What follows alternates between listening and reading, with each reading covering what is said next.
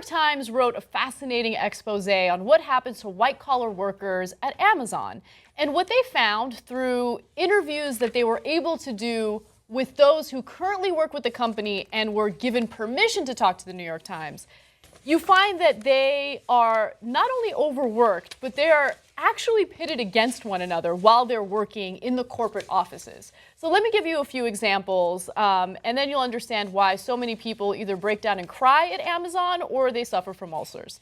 So at Amazon, workers are encouraged to tear apart one another's ideas in meetings, toil long and late. Emails actually arrive past midnight, followed by text messages asking why they were not answered, and held to standards that the company boasts are unreasonably high.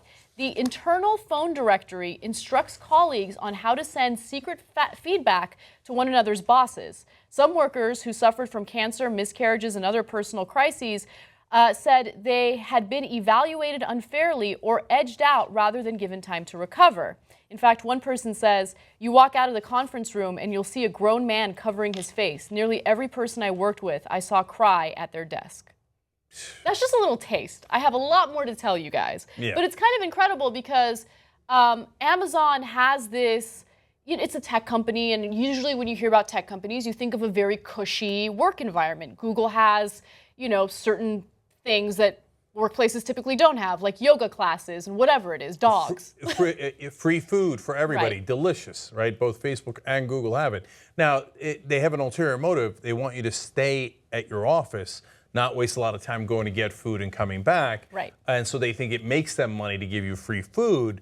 But nonetheless, it feels cushy. At Amazon, there's no free food for anybody. Nothing's cushy. No. It's go, go, go. Now, you're giving some of the worst examples, but I actually like a lot of what they do. Okay, so give me examples of what they do that you like. Okay, now before I do that, we have to talk about how we have a slight conflict here. People think that we advertise for Amazon. We don't actually. We don't have a deal with Amazon, but what we do is the standard thing that a lot of companies do with Amazon, which is if you buy through our link, we get a percentage of that. But I just want to be absolutely clear with everybody on that we do have that. We've talked about that on the show in the past, okay? So And now, that has no impact on our commentary, especially mine, which you'll notice in a second. at all, because Yeah. as you see, she's going to rip into it, right? Yeah. So now, it doesn't affect my commentary at all either. Here are the things that I like. I looked through their 14 principles, right? And this is a fascinating culture, and Bezos runs this thing, and people feel that the piece in the New York Times appears to be critical, right? They're certainly leaning in that direction. They seem to be indicating, like, isn't this a little crazy, maniacal, et cetera. I have a couple of issues with it that I agree with you on. But overall, principle number 5, hire and develop the best. Great, love it. Principle number 2, leaders in the company should feel ownership over what they do. Love it. Principle number 12, dive deep and own your business. Know it, live it, breathe it. Love it. Number 8, bias for action. Love it.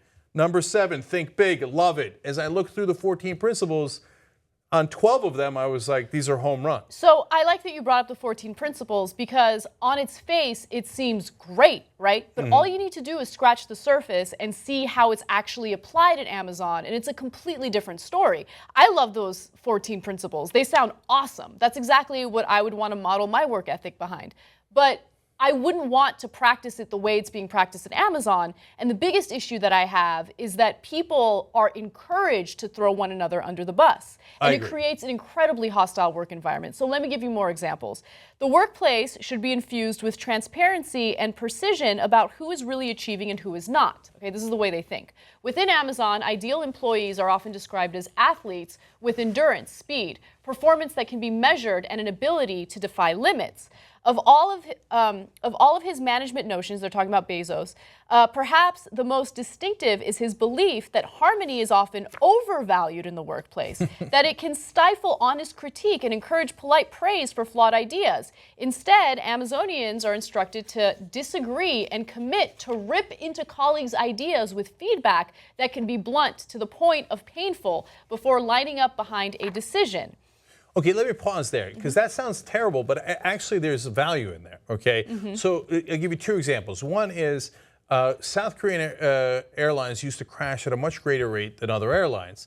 This was many years ago, and this is outlined in Malcolm Gladwell's books, and they had to try to figure out what in the world's going on. Are they making the airlines worse? The South Koreans are pretty good at tank. That doesn't make much sense. And when they investigated, they found out it was because the culture was too polite. The co-pilot would rather die than say to the pilot, watch out for the mountain ahead, okay? And then everybody on the plane dies. Amazing. So they had to train the South Korean pilots. For God's sake, stop being so goddamn polite. When there's a mountain, say, there's a mountain, move the goddamn plane, go up, right? So that's partly what this culture does. The second thing is, we do have some of that culture here. But it's not to rip your colleagues, it's to rip me, right? And management. And because the main problem that management winds up having is, I am right. And we will head in this direction no matter what, because I have a giant ego.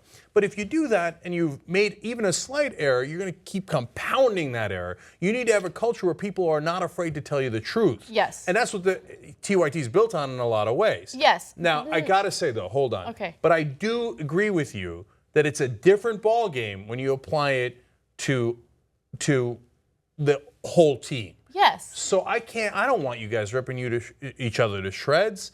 I want to be a team. So that's the one part, or one of the two parts I really disagree with Amazon on. Yeah. I don't think that this fosters a good team attitude, and I think a team is critical to winning. Okay, I'm really glad that you clarified that, because I was so ready to call you out on your bullshit. And no. And here's the See, that's exactly what I'm talking about. And here's the thing.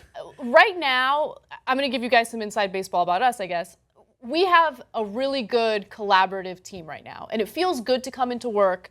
And we might not agree with one another's ideas, but I think for the most part, we've come up with a pretty good way of letting us know, okay, maybe we should go in a different direction, right? Every morning we have our production meetings, and sometimes people suggest things we don't agree with. And it's okay to shoot it down, but you do it in a respectful way so you don't feel like you're making someone an outcast, right? In Amazon's case, it's like, here's a secret hotline, call and just undermine the shit out of everyone. Yeah. That sounds terrible. And you, out of all people, Cenk, absolutely despise that. You don't like when people come to you and they talk shit about other employees, so you wouldn't like this in practice. Yeah, no, I can't stand that. Yeah. Like, don't talk to me about what other people are doing. And the other thing related to that Amazon does, which now unfortunately a lot of companies do, is they cull the herd, okay? So then after everybody's shit talking is done, then they fire the bottom 10%, Yeah. right? What they perceive to be the bottom 10% based on their rankings and how other people, whether it's their bosses, et cetera, rank them. God, it's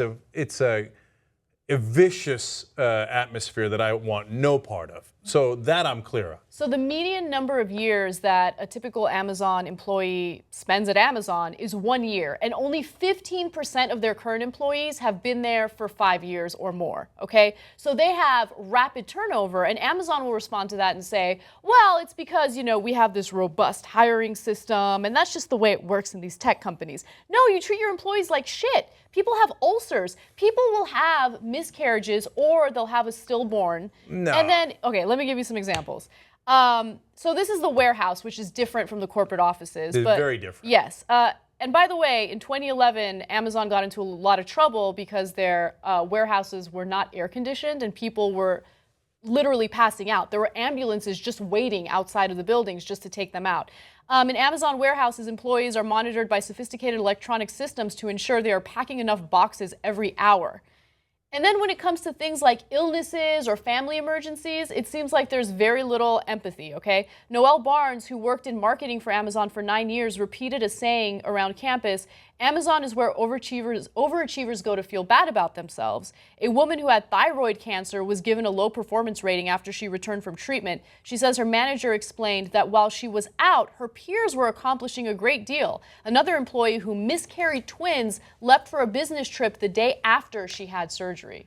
Okay, but the company, we have to be clear about this. The company didn't cause the miscarriage, okay? So, but they have, according to this report, not much sympathy for whatever ails you, whether it's a miscarriage, cancer, et cetera. You got to get back on that treadmill right away. Yes. Okay, so yes, I would never do that. Yes, that's not an attitude I'm in favor of. But, now let's be very clear about this, and this is important. For white-collar employees, they all signed on to this. Okay, nobody put a gun to their head. Nobody made them do it. Oftentimes, these are the top of their field. They have many other options. That's why the difference between the warehouse and the white-collar employees is dramatic. Because the warehouse, look, you can't just be dismissive and say, oh, go get another job, right? Well, that might be a situation where there are not a lot of jobs for, people doing, work with their hands, labor, et cetera, right? And you can't just put them, you're doing something wrong when you ask for the ambulances to line up in front of your warehouse, knowing that workers are going to have to go out in that ambulance. Like that's part of your business plan. Okay, if those reports are true, that is damning. So you can't do that to people. So that to me is a completely different class. But you got guys coming out of Stanford, guys coming out of Microsoft, Google, et cetera. They can go anywhere. They sign up for this knowing what they're going to get. That's not my business. They wanted to sign on and they wanted to make more money, right? They did. But and Cenk, they wanted to work hard and push themselves. Then Amazon's the right place for you. Prior to this New York Times expose, I don't think people really understood exactly what was going on. So I think it's unfair for you to say, oh, well, they knew that what they were getting themselves into. No, Amazon in the hiring process makes very clear, we're not messing around here. I don't think they sit potential hires down and let them know, if you have cancer, we're not going to give a shit. Okay, you need to be at work. You need to answer emails at 3 in the morning when someone's, asking you a question. I don't think they understand just how severe the conditions are, okay? But I get what you're saying. They do tell them this is going to be difficult, it's going to be challenging. Some people do sign on for it, and 15% of them can last more than 5 years, which is incredible. But the vast majority of people can't handle it, and they do go to other tech companies like Twitter and Facebook. Yeah, nobody's putting a gun to their head. So if you want to leave after a year, leave after a year. You don't like it that they were not pleasant to you when you were sick? I hear you, man. I'd be pissed too. Then leave. But nobody's making those high-level employees making a lot of money work at Amazon. So if Amazon says we're the place you go, if you like that competitive atmosphere, you like to be driven to your maximum potential and then a little beyond, and that's what works for our company, and that's what we do. Well, hey, man, you're a human being. You get to make that choice. If you make that choice, I'm not going to cry that much for you. Yeah. And by the way, Amazon isn't doing anything illegal right now. So everything that was mentioned in the New York Times is okay, like legally speaking. And I think that more than anything, this piece highlighted what the reality is of a big corporation. They're amoral. When there's a profit line, they don't necessarily care about the well-being of people. They want to make sure that they have the competitive edge, even if that means working people to the ground. Well, look, I'm positive that Bezos would, I don't know a thing about the guy, but my guess, based on everything that he's done, is that he would come back and say, no, I'm helping their morals. I'm helping them to feel ownership over something and feel good about creating not only the best product you can have, not only serving the consumer as best as we can, and that's a deeply moral thing to do, but to get the very best out of them. Yeah. That they'll look back and say that was the best years they ever had. And some of them in the New York Times article do say that. Yeah. They say, one woman says she didn't work for 4 days straight. I mean, she didn't sleep for 4 days straight. But she said, these businesses were my babies. I did whatever I could to make them successful, right? So she got something out of it, right? I mean, she did everything she could to make her businesses successful. That doesn't mean she loved the experience at Amazon, but I get what you're saying. I mean, working for a company like that, if you can handle it for X amount of years, does make you a stronger employee once you're ready to move on to something else. I mean, that does give you a competitive edge because you've dealt with the worst. So going into another company should be a cakewalk. Yeah, and so there are parts of it that I can't stand with the monitoring the employees every minute. I hate it. I hate doing that to people. I'd hate it if they did it to me. On the other hand, saying we never settle, we always strive for excellence, and saying to the leaders, no task is beneath you, right? Well, I love that. So I think it's much more of a mixed bag than Anna thinks and others think. I understand its downsides, but I actually think it also has very large upsides. So interesting piece by the New York Times, and Amazon, clearly an interesting place to work if you're ready for it. Yeah. Buckle up.